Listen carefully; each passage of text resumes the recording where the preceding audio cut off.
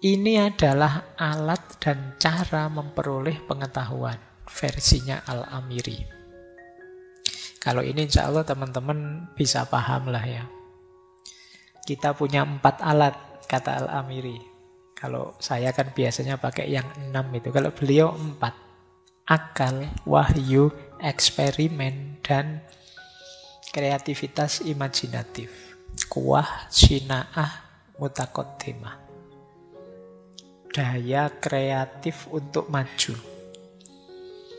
Ini bisa menangkap pengetahuan. Jadi akal, sumber pengetahuan, wahyu sumber pengetahuan, eksperimen, percobaan juga sumber pengetahuan, dan kuwah, sina'ah, mutakotimah. Daya kreatif, dorongan untuk menemukan hal-hal baru. Jalannya ada 3. Jadi kalau kita ingin memperoleh pengetahuan, bisa dengan cara taklid, bisa dengan ikna, bisa dengan burhan. Taklid itu meniru, ikna itu persuasi, semacam ceramah. Kayak gini ini mungkin ikna, persuasi. Ada burhan, kalau burhan demonstrasi. Berpikir sendiri, menalar sendiri, melakukan rekonstruksi nalar sendiri, itu namanya burhan.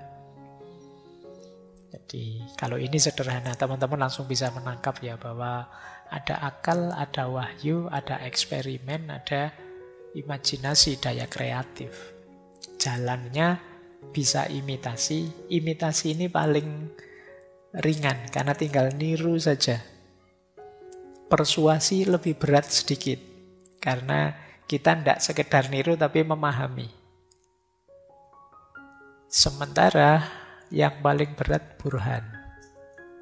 Kalau burhan demonstrasi. Ada yang namanya burhan di sini. Tukang demonstrasi. Demonstrasi di situ cara berpikir nalar. Jadi demonstrasi akal maksudnya, cara berpikir. Nah, ini alat dan cara. Ini menarik ya. Menariknya di mana akal masuk, wahyu masuk, eksperimen masuk. Rasional masuk, religius masuk, empiris masuk, bahkan imajinatif, kuwah sina'ah tadi masuk. Berarti yang ranah-ranah seni juga masuk. 4-4-nya diakui oleh Al-Amiri. Kan ada orang itu yang hanya percaya wahyu saja tanpa akal. Ada yang akal saja tanpa wahyu. Ada yang saintisme, mendewa-dewakan sains, empiris saja. Ada yang anggap seni itu bukan ilmu dan lain sebagainya. Kalau di Al-Amiri diakomodasi semua. Jalan pengetahuan juga realistis. Ya kadang ya pakai taklid, kadang ya pakai persuasi, kadang ya pakai burhan. Kalau burhan berat ya ikna. Ikna terlalu berat ya imitasi, niru saja tidak apa-apa. Lumayan. Ini alat dan cara memperoleh pengetahuan. Yo, yang muda-muda ini 4-4-nya ini harus hidup. Tidak boleh ada yang redup karena ini masa depan. Yang menguasai alat-alat ini nanti yang menguasai peradaban. Kita lanjutkan. Kesempurnaan ilmu. Kata Al-Amiri, nanti boleh dicek ya di Al-Itmam fi Fadhailil Anam. Kata beliau tidak setuju kalau ada yang bilang sign for sign atau ilmu untuk ilmu. Karena ilmu itu dasarnya amal. Tidak apa-apa kok Pak, ini hanya ilmu saja untuk pengetahuan saja kok Pak. Tidak saya jalankan, tidak kata. Itu berarti nanti ilmunya tidak sempurna. Ilmu utuh itu ya ketika gandeng dengan amal. Ini kalau diterjemahkan dalam budaya Jawa, ngelmu kuwi kelakone kanthi laku. Ngapain ilmumu banyak-banyak, tinggi-tinggi kalau kelakuanmu tidak berubah selaras dengan ilmumu? Ngapain kamu belajar capek-capek kalau kualitas hidupmu tidak meningkat sebagaimana pengetahuanmu? Maka ilmu itu utuh sempurna kalau dia gandeng dengan amal. Bahkan lebih jauh kata Al-Amiri, tanpa amal manusia tidak akan maju. Dan pada akhirnya pembangunan terhambat. Apakah negara, apakah politik. Kenapa? Karena kalau ilmu tidak dijalankan, pada akhirnya urusan-urusan tata politik, tata masyarakat tanpa ilmu dijalankan oleh orang-orang yang bodoh.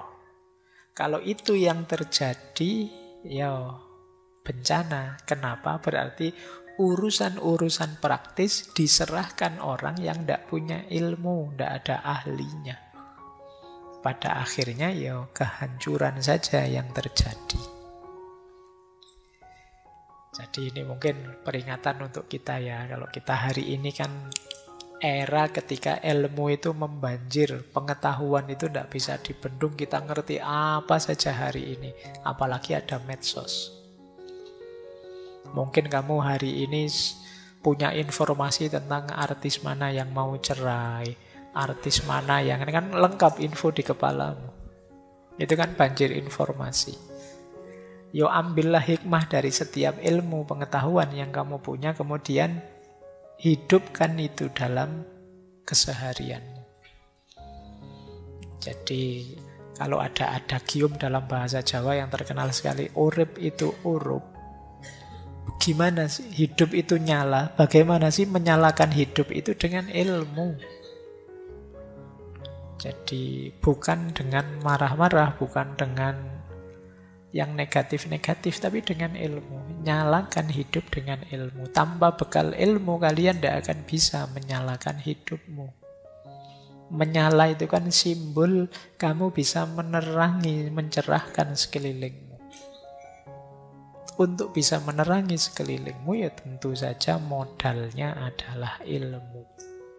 Untuk bisa ilmu jadi cahaya dia harus nyambung dengan amal.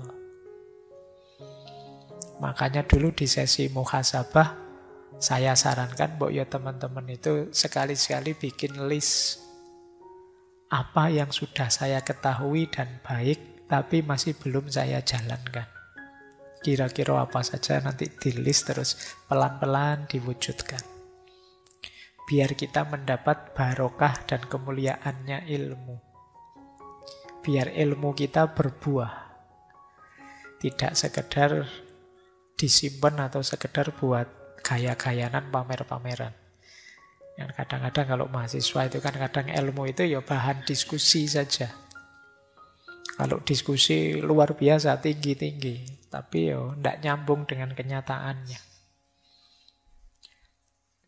Saya dulu ada mahasiswa yang nulis skripsi temanya tentang keutamaan air.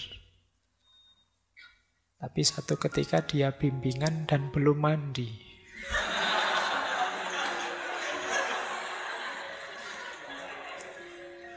Jadi ngadep itu masih riye-riye bangun tidur gitu ya.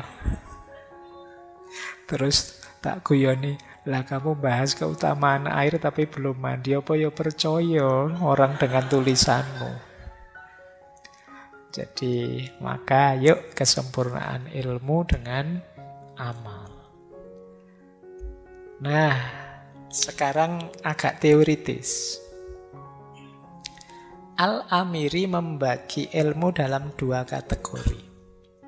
Yang pertama al-ulum al-hikmiyah. Yang kedua al-ulum al-milliyah. Al-hikmiyah itu ilmu-ilmu level hikmah.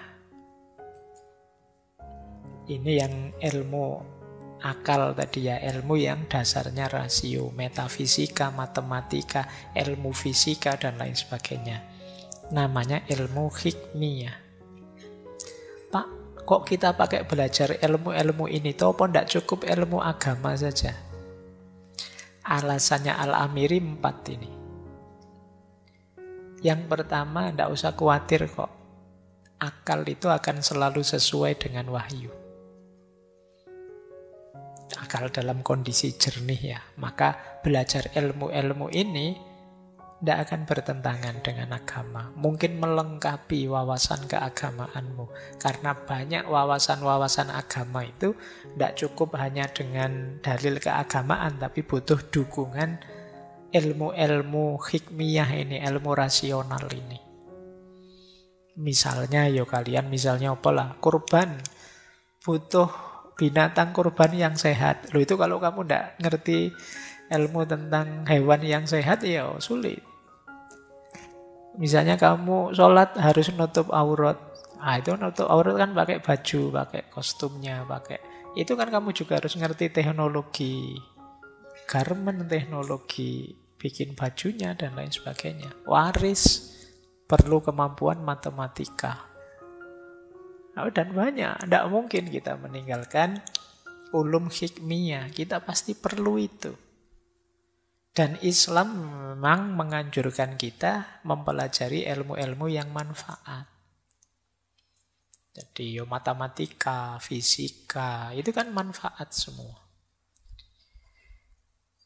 Terus yang ketiga, tidak usah khawatir, ilmu-ilmu itu bertanggung jawab kok. Semua ilmu pengetahuan itu berdiri di atas metode, bukti, dan kaidah-kaidah yang logis.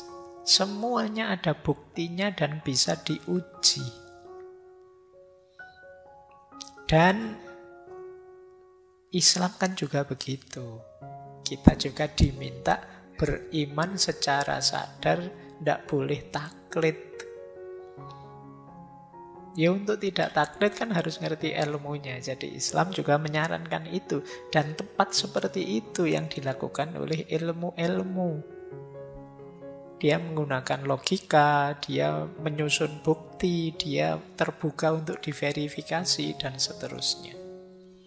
Itu alasan kedua. Jadi mode ilmu dengan mode agama, jadi mode ulum hikmiyah dengan ulum milliyah itu sebenarnya sama.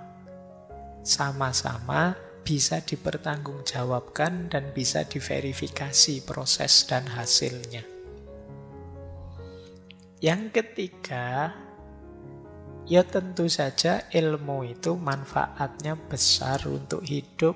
Wong ilmu itu sangunya orang hidup. Kalau kita ingin hidup secara bermanfaat, maslahat, ya jalurnya tetap ilmu. Tanpa ilmu tidak mungkin kita bisa jadi orang yang bermanfaat. Tanpa ilmu mungkin kita inginnya memberi manfaat malah membahayakan orang. Bisa saja. Jadi ini pentingnya ulum hikmiyah. Maka dia harus dipelajari. Nanti kalau di Imam Ghazali bahkan ya hukumnya fardu kifayah. Tidak hanya sunnah. Fardu kifayah itu harus ada sekelompok umat Islam yang menguasai ini. Kalau tidak ada yang menguasai sama sekali dosa semuanya. Jadi, Pak itu kan ilmu duniawi Pak. Sudahlah tidak menguasai juga tidak apa-apa. Ya tidak apa-apa sih kalau ada yang lain yang menguasai. Tapi kalau tidak ada semua yang menguasai terus jatuhnya dosa. Itu kan resikonya fardu kifayah. Karena apa? Ya kita butuh itu. Kalau kita sama sekali tidak punya yang ahli itu, ya nanti akhirnya kita memerlukan bantuan yang lain. Yang mungkin tidak cocok pandangan hidupnya dengan kita. Makanya tidak apa-apa. Yang mahasiswa jurusannya macam-macam itu alhamdulillah. Kalau semuanya jurusannya sama, misalnya ini sak ruangan ini jurusannya filsafat kabeh. Itu ya ruwet juga dunia ini. Nanti kerjaannya debat, terus kerjaannya wis. Ya ada yang filsafat, ada yang matematika, ada yang biologi, ada yang kedokteran, ada yang jadi lengkap. Mungkin di situ salah satu rahasia ikhtilafu ummati rahmah. Beda-bedanya perbedaan di antara umatku itu anugerah loh sebenarnya. Karena kalau sama malah tidak kuat. Kita kuat itu karena beda-beda. Ini al-ulum al-hikmiyah. Yang kedua, al-ulum al-milliyah. Kalau ini ilmu agama. Teman-teman sudah tahu ya, ilmu Al-Quran, ilmu hadis, ilmu fikih, ilmu kalam, ilmu tasawuf, ilmu lugha, ilmu bahasa, dan lain-lain. Ilmu ini penting. Pentingnya apa? Yang pertama, ilmu ini akan menegaskan keyakinan dan penghambaan kita pada Allah. Kita tambah kenal agama kita.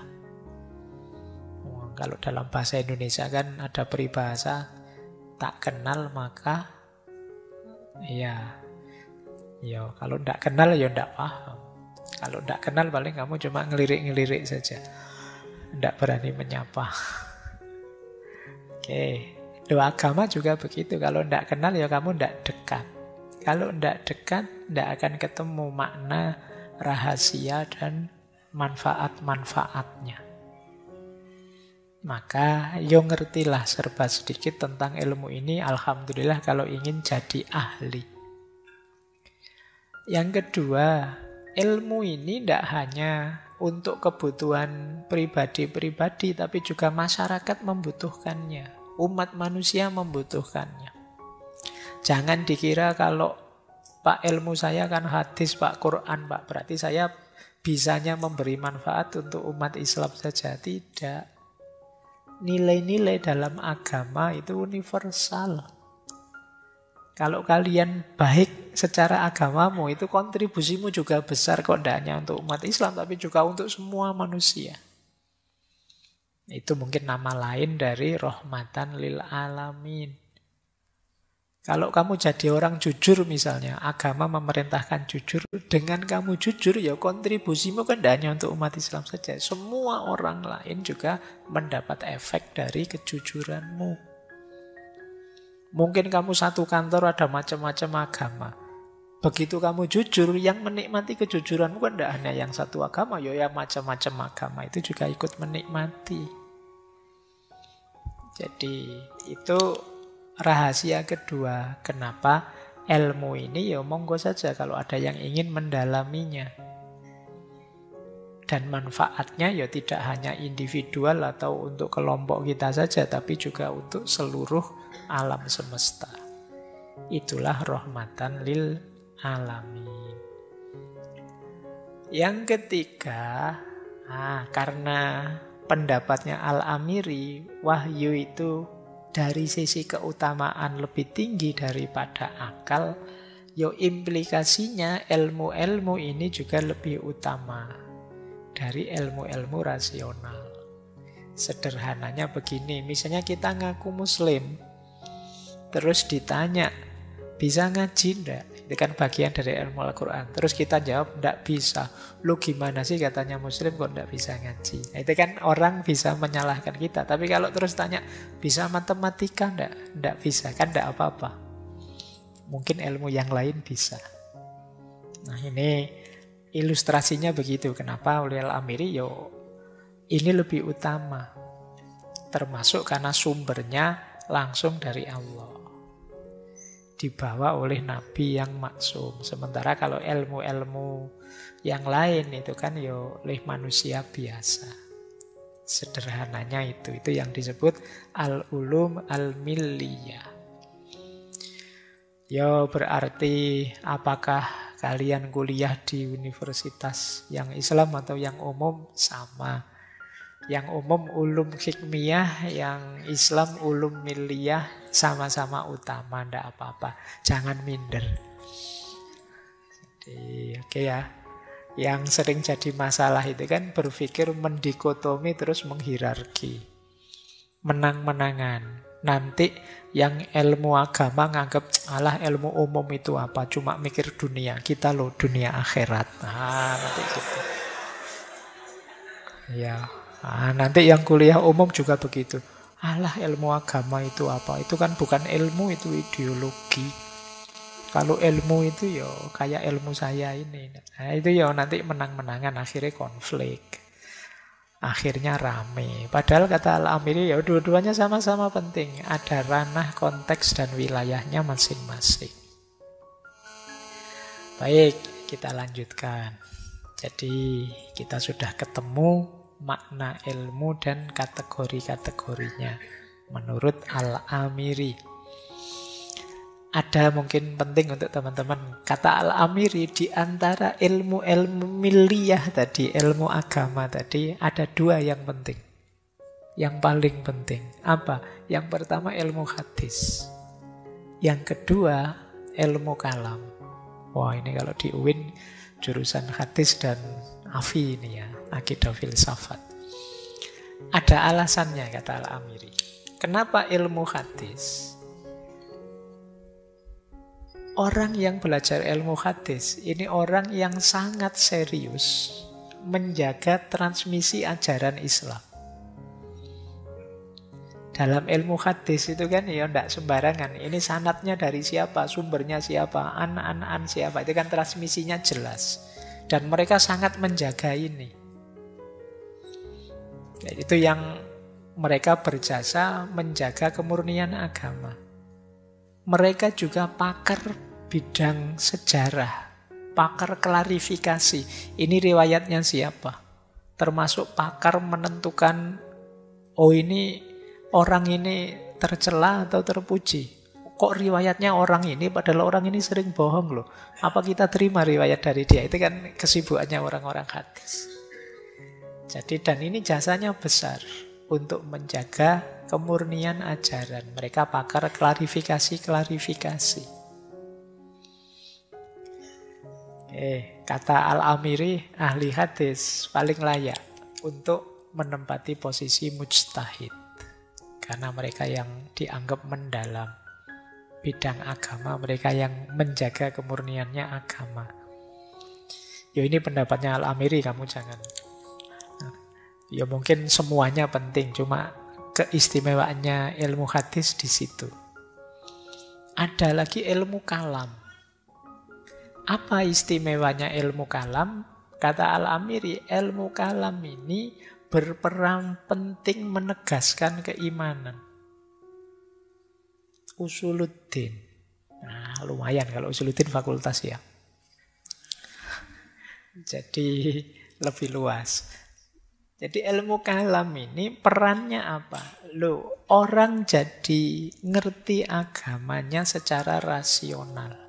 Orang keimanannya jadi tambah kuat karena dikaji secara mendalam. Jadi, agama itu memang dasarnya kepercayaan. Tapi kepercayaan plus pemahaman akan jauh lebih kuat daripada percaya saja. Kayak kalian itu loh, kok kamu percaya temanmu itu? Nggak tahu sih, tapi ya sudahlah saya percaya saja. Itu kan dibandingkan yang, oh iya saya percaya dia, karena dia selama ini track recordnya bagus, dia selama ini, itu bisa menjelaskan, itu jauh lebih kuat. Yang kedua, ilmu kalam lah yang menjalankan prinsip agama, yaitu mau'idhah hasanah dan jidal. Jidal itu debat. Dan ini fungsi eksternalnya. Kalau tadi kan internal, menguatkan keimanan. Yang kedua apa? Kadang-kadang keimanan kita itu dikritik orang lain. Keberagamaan kita diserang orang lain. Sehingga kita perlu jawab, perlu kemampuan berdebat. Dan skill debat itu adanya di ilmu kalam. Bahkan nanti di kitab tertentu ada penjelasan kenapa sih lahir ilmu kalam dalam tradisi Islam. Antara lain karena ketika agama Islam berinteraksi dengan agama-agama lain yang sudah punya struktur wawasan teologis yang agak dalam secara rasional, itu kan kita semacam ditanya, semacam ditantang. Lah kalau Islam bagaimana? Di situ terus muncul para ulama kalam yang menjelaskan agama secara rasional. Ini minggu lalu kan kita ketemu salah satu tokohnya, Imam Fakhruddin Ar-Razi, Sultanul Mutakallimin, rajanya para ahli kalam. Mereka ini berjasa menegaskan ke dalam dan melindungi dari serangan luar. Maka kata Al-Amiri, ilmu kalam penting. Jadi dua ilmu yang paling penting di antara ilmu-ilmu milliyah, yaitu ilmu hadis dan ilmu kalam.